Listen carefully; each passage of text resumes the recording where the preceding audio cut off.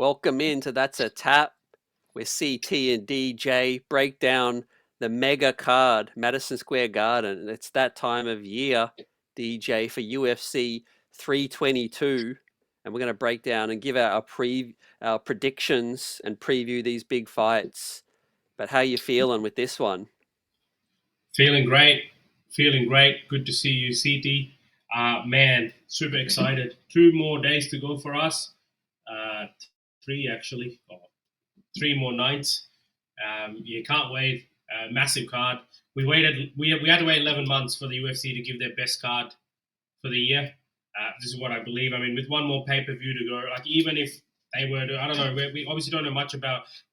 No, sorry, I stand corrected. We know a fair bit about the next pay-per-view, but yeah, there's no way that beats this one here, man. This card is stacked top to bottom. And you got like prelims is stacked. Every prelim fight could be a fight night main event, let alone the main card. It's just insane. The amount of win streaks, the amount of talent, all top tier fighters. This is it, man. This is it. MSG, the Big Apple, as they call it, and then the UFC, as always, brings the big cards. Last year we saw John Jones fight Stipe, and here we are. Bigger and better, pound for pound, one of the pound for pound greats, taking on a Aussie legend from Perth.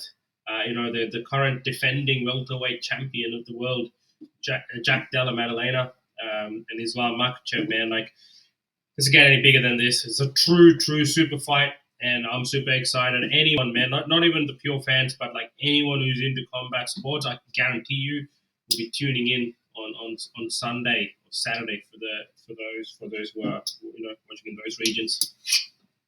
Yeah, like you said, obviously the top billing. Let's get into it. The first fight, Aussie Pride of Perth, Jack Della Maddalena, the current welterweight champion, up against a contender who's come up, a champion, obviously in the lightweight division.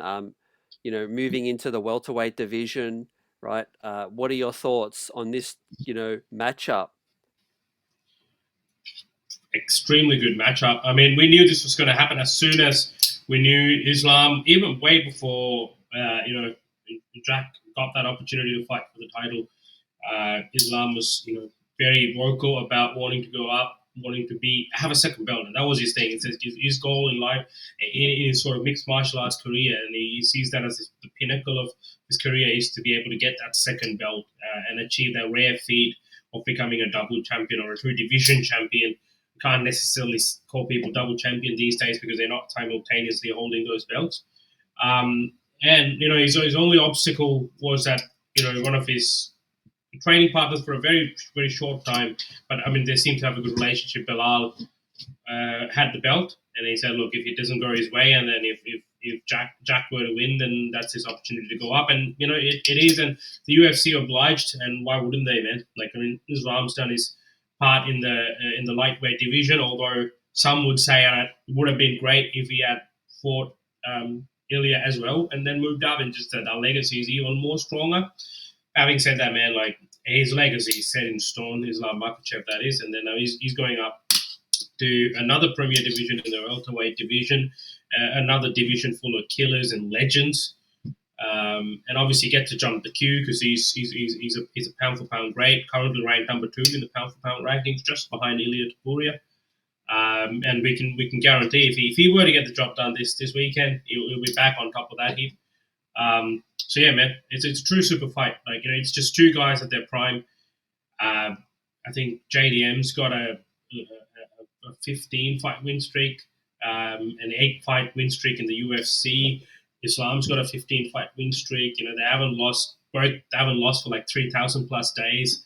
What more do you want, man? Like, I mean, that is it. And then we saw JDM's not just a striker. He's got some really good grappling skills, and we saw that against Bilal. Although Islam's a whole different animal, but he's a true mixed martial artist, and so is Islam. The narration that this is a striker versus grappler is not necessarily true. Yes, it's a predominant striker versus a predominant grappler, but doesn't mean that they're extremely weak in those other departments. I think they're well balanced, and that's what's going to make for an intriguing fight. Yeah, well said, man. I think, Jack obviously got a lot of finishes. You could call him the king of finishes, and up against a guy who loves to submit. And so, look, Yeah, Jack doesn't become champion unless yeah, he has the skill set to grapple as well. yeah. But yeah, all eyes are going to be on how he defends those takedown attempts against Islam. Absolutely, Or man. let's not discard Islam's ability to strike as well. He might just surprise some people. Absolutely, man. He KO'd Volk. Let's not forget that. Whether it was a short notice fight or not, like a top tier number one pound for pound at the time was Volk, and to be able to do that to him, in the first round, that's serious business, right? So that's good striking. He's a good kickboxer. He's very technically sound. He does everything technically right. But then obviously, when it comes to just purely striking, I do believe Jack is on a different dimension. He's probably one of the top three boxers in the UFC and probably one of the top 5 to 6 strikers in the UFC. So, uh, having said that, again, the same could be said about Islam's grappling wrestling pedigree. It is intriguing. It is an intriguing matchup. Like some of the big questions that we'll have to wait till Sunday to see. How soon does the fight go to the canvas, right? Or can Jack land one of those power shots on Islam? And if he does, how does Islam absorb the power of a welterweight as opposed to a lightweight, right? We do know that in that Dustin Poirier fight, Islam did take some punishment, right? And Dustin was throwing some bombs. Man, remember that though. That division, I think Dustin's a true lightweight, and he was a featherweight who went up to lightweight, whereas Islam seems like he's a bit bigger for that division anyway. So he's able to, take those shots a little bit more, coming from a relatively smaller guy, compared to now, he's going up against some bigger guys, and JDM's power is well documented, right? So if one were to go through, and I'm going to say there's going to be a few that's going to go through, right? He is a champion of the world, and he's very, very good at what he does. I can guarantee you there's going to be some shots that'll be landing, and I think the big question will be how does Islam take that. Then the other one is when the fight goes to canvas, can JDM get up? Can he get back up? Does he make mistakes when he's getting up? Will that mistakes cost him? Because we know with Islam, he's you said it just before. He's known for choking his opponents out, getting into those positions and being ready, setting those traps, and most of that happens when you're trying to either out scramble or try to get out of a position that he's got you in. Yeah, DJ, we're obviously expecting this one to be a banger. Do you see it going the distance? Man, yeah, I think so. I think it goes the distance. To be honest, yeah. Yep, nice. Well, yeah, we've got to obviously look at the co-main now. Valentina Shevchenko, right? A legend in the sport versus another legend, pride of China, Wei Li Zhang. This one, Wei Li's moving up a division, and Valentina, obviously the champ. What are your thoughts on this co-main event? Man, another fight for the purists, like two pure martial artists, two great champions of their own divisions. I think they're both 1 and 2 in the pound for pound women's rankings. And then whenever Wei Li fights, it's always a fun fight. And Valentina, man, always clinical in her fights. So yeah, look, glad this fight got made. I mean, the unfortunate thing is we'll probably have to see someone lose. Maybe it ends up in a draw. Um, yeah, it's again two well-rounded martial artists. They can both give an account for themselves wherever the fight goes. So and these kind of fight, the only thing to note with these kind of fights is like it could either end up being really exciting, or it could, for some of the the fans who'd expect a lot of flash knockouts, they could find this boring because it operates in such a technical frequency that it could appear boring to certain viewers. But I'm hoping it's the former, and it's going to be just a back and forth battle. I think the fight just goes seesaws between on the canvas and on the feet. I think that's what it's going to be. I know Whaley's the one moving up, but she's a strong strawweight. So I'm expecting her to be able to hold her own against Valentina, who's a killer herself, man. Like, so yeah, again, a great co-main event. After a long time, I think we're seeing a well matched sort of a coin toss of a fight for in a female fight. So yeah, so I'm pretty excited for that one too. Yeah, this is a blockbuster sort of co-main. Two legends, and I do think Mm, yeah, Wei Li moving up. The biggest question mark for me will be her striking, and yeah. obviously, punishing Valentina any mistakes that Hmm. she makes. So yeah, we're going to give our predictions again towards the end. But we move to the third fight, another big welterweight, Sean Brady versus Michael Morales. Sean Brady, who Jack Della Maddalena was going to fight earlier, but that fight got scrapped. And then Jack Hmm. obviously moved on and moved up and took the belt. Uh, Yeah. what are your thoughts on this welterweight matchup? Yeah, man. I think the next 2 weeks or the next whatever 20 days are going to be a welterweight sort of 2 weeks. You got some of the top welterweights fighting, which is going to make way to how the rankings look like. We've got Ian Gary and Bilal fighting next weekend. We got Sean Brady, Morales, Leon Edwards is fighting in this card, and he's fighting Carlos Pradas, another massive name in that division. So, man, exciting time for the welterweight division. Yeah, Sean Brady, Michael Morales. Again, man, like I feel like we'll be saying this for a lot of fights this card, but epic matchmaking, great card. Sorry, great fight. Sean Brady could have literally just sat out and probably potentially got a title fight, but being in a division full of names that are popping up or names that are fighting in this week, it's always a risk because if someone has a flashy knockout, they're always going to jump that line. So it's a smart choice on his end to take this fight, taking up an undefeated Michael Morales, who's been like flashy, epic, a name to reckon in that division at a rapid rise. Against Sean Brady, obviously his resume is well documented. He had that loss to Belal, but then since then he's had a resurgence and recently beat Leon Edwards. He finished him in Manchester, if I'm not mistaken. So, man, yeah, like great matchmaking, man. Like, honestly, it's gonna be a crazy main card. And then you look at the next one. You got Leon Edwards and Carlos Pradas. Carlos Pradas is like a knockout artist, and then you got Leon Edwards, former champ. Man, look, don't let his last two fights, you take anything away from sort of what you can expect from him because he is pretty good up until that. He went up against Guzman twice and beat him, and then beat Colby Covington as well, and then obviously came short against Bilal. But remember that last round, Leon Edwards came back very strong in that last round, right? And then obviously it didn't go his way against uh, Brady. But again, make no mistake, I honestly feel this fight will stay on the feet. What do you think? Yeah, I think this is going to be a striking matchup. Yeah. Um, and I do think, yeah, Leon Edwards, a lot of people are counting him out. Mm-hmm. And so this is the perfect chance, but he must take it, DJ. I Yeah. feel like Leon Edwards, if he loses this, then his stock like Yeah. drops dramatically, right? Whereas this could a win, then his stock's all the way back up. That's Yeah. that's what I'm thinking. Yeah, he's in a must-win position. No doubt about that. He's definitely in a must-win position. And then for Pratas, it's just a matter of just removing him from the group and just standing out on his own. If he's able to get a really good win against a former champ, he's right there, man.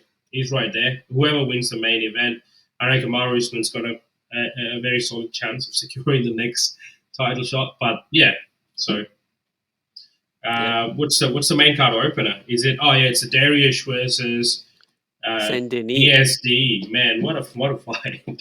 What a fight! Another crazy good fight. Saint Denis just fought in September in Paris, if I'm not mistaken, and so did Benil. Benil fought not too long ago as well. He fought Money Moicano. Yeah, And man, he's coming into good form. I think Saint yeah, Denis in better form, but yeah, Darius has that experience. So this is a absolutely, bit of a coin flip yeah, that I think. yeah, But I do think that yeah, this is really close. I think it's going to be an exciting main card opener, right? To get the absolutely. MSG crowd fired up. Yeah, and BSD goes for it, man. He's not. He doesn't sit around. He's going to go for it from the moment the bell rings, And he's good all over the place, and he's good at striking, grappling. Same with Darius. Darius was at one point meant to fight Islam. There was touted to be that big lightweight main event. It leads us to our predictions for the big time MSG 322 UFC. What you've been waiting for, DJ and CT's predictions, right? DJ, kick us off with the main event. Main event, man. Like, obviously, probably one of the toughest picks because you got the champ who's on a 15 fight win streak, eight fight win streak in the UFC. No easy feat, great resume. Beat a solid champion to become the champion. Uh, you know, Wherever the fight when he was able to give a good account of himself. Great power, crisp striking, and then on the other end you got Islam Makhachev, one of the best pound for pound fighters. Coming up a weight class, extremely confident. Man, probably JDM's toughest challenge. We can easily say, look, let's be honest, right?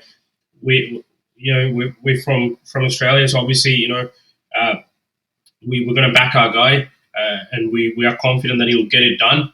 But at the same time, we need to appreciate the threat that is Islam Makhachev, and we understand it's not going to be no easy feat. It's going to be one of his toughest challenges. And look, yeah. I think we spoke off air before this, and we sort of wanted to look at what our predictions look like. And I think all but one fight we had a little bit of a back and forth, but we ended up agreeing. And this was one thing that we agreed. I think we were both backing JDM. So yeah, me and CT, that's the tap team, backs JDM, the hometown hero, to get the job done, bring the belt back to home soil.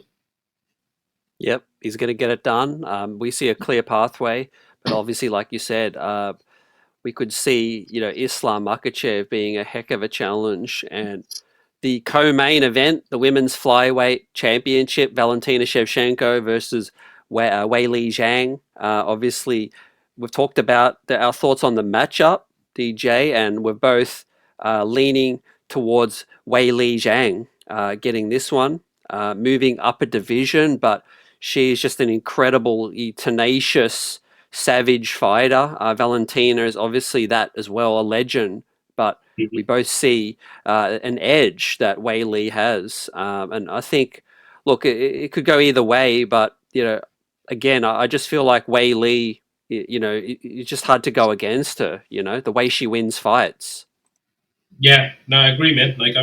Obviously, usually you favor this prediction might be a surprise to everyone. We went with Weili, but I think we were pretty easily agreed on this. There was no sort of back and forth even.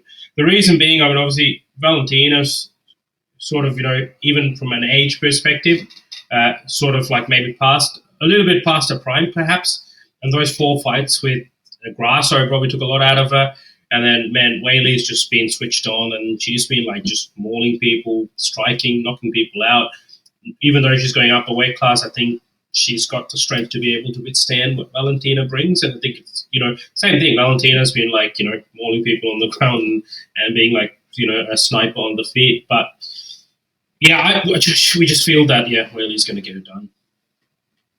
Yep. And then Sean Brady and Michael Morales, right? This is the fight where we are, differing in our opinions. Yep. DJ, I'm going with Michael Morales, and you're giving the edge to Sean Brady. This is a real pick'em fight. Both coming in. Michael Morales, I'm giving him the edge, DJ, because he's undefeated, 18-0. Sean Brady has that one loss on his record, but 18 wins as well. Again, why do you think Sean Brady could get it done? One win, one loss was to Belal Muhammad, and Belal's been great apart from that last fight. So I think it's one of those grapplers, a striker. I get Morales is on a crazy win streak, and momentum's on his side, yes, but so is the same for Brady. They're both young and hungry fighters, and Brady's sort of been tested a little bit more against some of the top tier fighters. And he's got some good success, the biggest name I think Morales beat was Burns, and Brady beat Burns as well. Maybe not as in a flashy manner as Morales, but then he also submitted Leon Edwards, man. Like, so I think I'm giving the edge to him because he's riding high on confidence. He seems like he's a man on a mission. He's been calling out Bilal as well before this, which means again you don't necessarily, he's the only loss, and he's been calling out the guy who gave you the loss. That shows you confidence, right?